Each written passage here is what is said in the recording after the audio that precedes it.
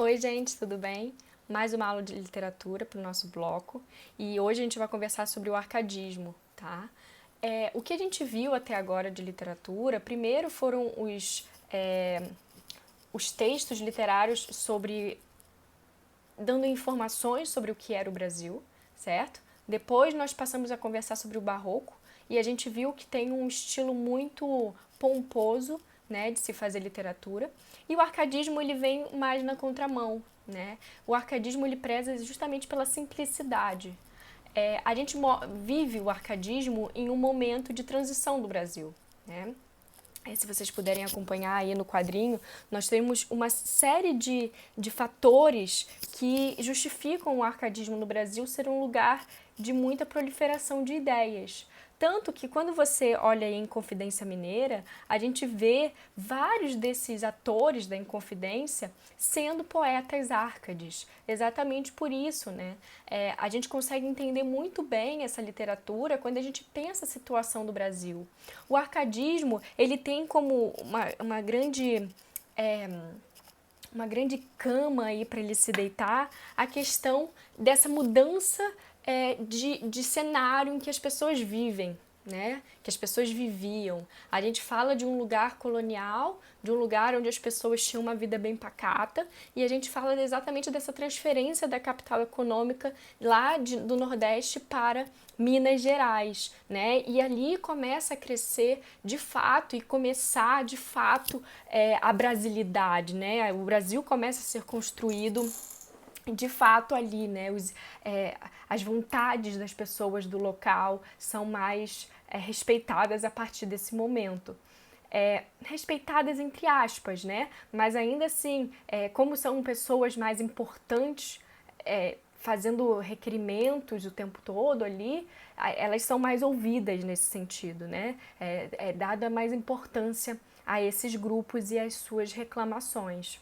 Bom, com essa transferência, a gente teve a criação de uma classe média. E essa classe média daí, ela tinha condições de ir até Portugal para estudar. Então eles estudavam toda a parte de literatura e como fazer, e eles vinham aqui refletir todo esse estudo dentro do Brasil, certo? Então o arcadismo ele veio exatamente desse afastamento da ideia religiosa, né, a partir da figura do iluminismo lá na Europa, e a gente traz aqui no Brasil exatamente essa separação da religião também. Se vocês olharem no quadrinho de vocês, é um momento em que você tem a expulsão dos jesuítas aqui do Brasil. Então, esse afastamento religioso, as pessoas começam a buscar mais uma ideia mais científica, uma explicação mais científica para os fatos, né? E isso também vai acontecer aqui no Brasil. As pessoas começam a se insurgir com aquelas explicações de que alguém é mandado de Deus e por isso precisa reinar sobre os povos, né?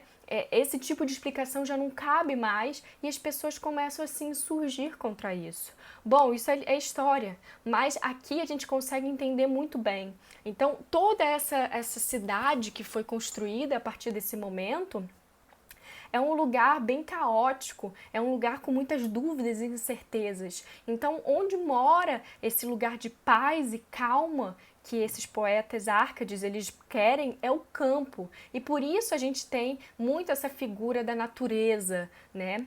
Além disso, a gente vê dentro do arcadismo a figura de pseudônimos. Então, as pessoas, para falar de seus próprios sentimentos, os autores, para falar dos seus próprios sentimentos, ele usava nomes de outras pessoas, de outros personagens. Deixa eu ajustar o microfone, gente, para não ter problema no som. O microfone é ótimo, né? É um fone de ouvido, mas tudo bem. Então, eles procuravam justamente o nome de outras pessoas para falar de si mesmo. A gente hoje já sabe que a figura disso é o eu lírico, mas mais do que o eu lírico, porque se utiliza exatamente do nome de outra pessoa, tá? O que a gente percebe também do arcadismo é que ele vai um pouco na contramão do barroco no que diz a forma, né? Os árcades, eles não têm uma ideia muito clara de você fazer um texto muito cheio de dobras. Não é isso que ele se propõe. Ele se propõe em fazer algo que seja natural, né? Ele está em busca exatamente desse homem natural, e esse homem natural é o homem do campo, certo? É lá onde reside a paz. Eles falam, se fala muito desse conceito latino que é fugere urbem, né? É você fugir da cidade, é esse lugar para você descansar e sair de todas essas tensões desse momento, certo? Então, o arcadismo, em momento nenhum, ele se propõe a fazer uma arte muito cheia de dobras. Pelo contrário, eles fazem uma arte simples, né? A gente tem muitos quadros nas nossas casas aí, pinturas que são arcades, né? Pinturas da natureza, né? Pinturas de pessoas no campo, aquela casinha, uns gados, né? Muita gente tem esse tipo de pintura em casa e isso é considerado arcade exatamente como sendo um retrato do lugar de paz, que seria a natureza. O que eles tentam fazer, então, é a verossimilhança. O conceito de verossimilhança é muito importante para a literatura, aqui nesse momento e em outros também. A verossimilhança não é você retratar a realidade do jeito que ela é. Não é isso. É você aproximar a realidade. É fazer aquilo que você está retratando parecer real. Precisa ser real? Não precisa, mas precisa parecer real. Porque se não aparece, por exemplo, quando você está assistindo um filme, né, e aquele filme acontece algo muito extraordinário que nem dentro daquele contexto é algo possível. Você fala, nossa, isso não tem nada a ver, é impossível, é inverossímil. Isso está fora do que seria próximo da realidade, mesmo em um filme de ficção, né? Então, quando a gente fala da verossimilhança aqui, é exatamente essa busca. Eles tinham a busca de mostrar isso na literatura e nas artes em geral, mostrar isso, essa semelhança com a realidade. Mas em momento nenhum a gente está falando de retratar a realidade. Eles não queriam mostrar o que acontecia no Brasil. Pelo contrário, eles queriam pegar aquela imagem e tratar aquela imagem da forma mais parecida da realidade possível, certo? Então você olhava para a imagem e você falava, caramba, essa é uma imagem possível de acontecer. Então a gente fala de coisas muito clássicas, né? Imagens muito clássicas e transparentes e limpas, assim, né? Você olha e você consegue muitas vezes afirmar onde que é aquele lugar, ou então se você não é um lugar que exista de fato no mundo, você consegue pensar que aquele é um lugar possível no mundo, certo? Não é, por exemplo, uma crosta lá de Marte, né? Não é algo que seja inverossímil, pelo contrário, é algo que poderia ser real. Se não é real, é só um mero acaso, mas poderia ser. Então, os arcades, eles têm essa propriedade de fazer uma literatura são todas as artes, mas a literatura que nós estamos tratando aqui, uma literatura verossímil. Você olha aqueles textos e você fala, puxa, isso é possível, certo? Então, você não tem grandes floreios aí, né, nos textos, você tem textos extremamente simples, mas que buscam exatamente esse lugar de paz. Tranquilo?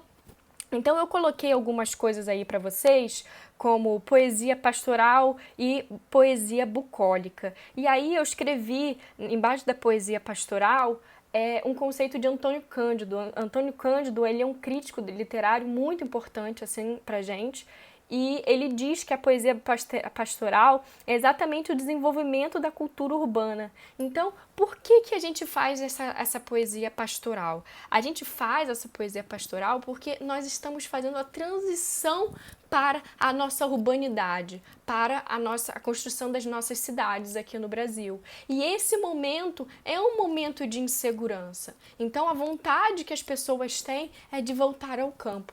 Eu acho que todo mundo consegue entender isso muito bem que eu estou falando, né? Quando a gente está em um momento muito confuso da nossa vida, com muita turbulação acontecendo na nossa vida, a gente fica pensando, poxa, eu queria tanto ir viajar, ir lá para casa de praia, ir para o sítio da minha avó, e a gente quer ir para lugares que saiam desse caótico meio que a gente vive, não é mesmo? Querendo paz e sossego. Eu quero ir à praia, ficar olhando as ondas. É exatamente isso que o arcadismo se propõe. Ele se propõe que você saia, vá para o mar e veja as ondas, tá?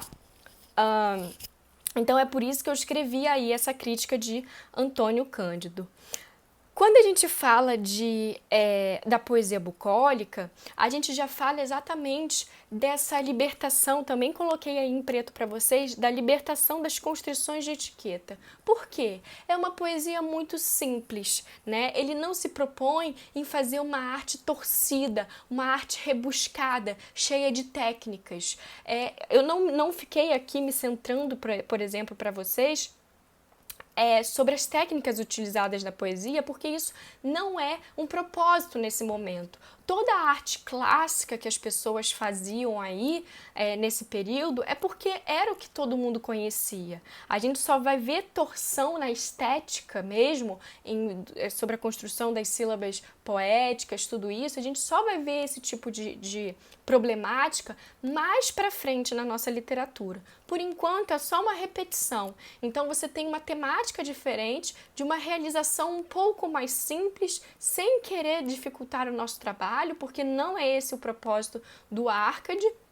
O Árcade é simplesmente resgatar o homem natural, certo? Só que é um homem natural à luz da ideia da razão. É um homem natural que se afasta da igreja. É um homem natural que ele vê a questão da igreja como uma fonte de desconhecimento, porque são coisas que você precisa aceitar e você não tem uma explicação científica. A gente está falando sobre a época das luzes, né? A gente está falando sobre a explicação de tudo que estava acontecendo. As pessoas mais querendo mais se aproximar da ciência e menos da religião, tá?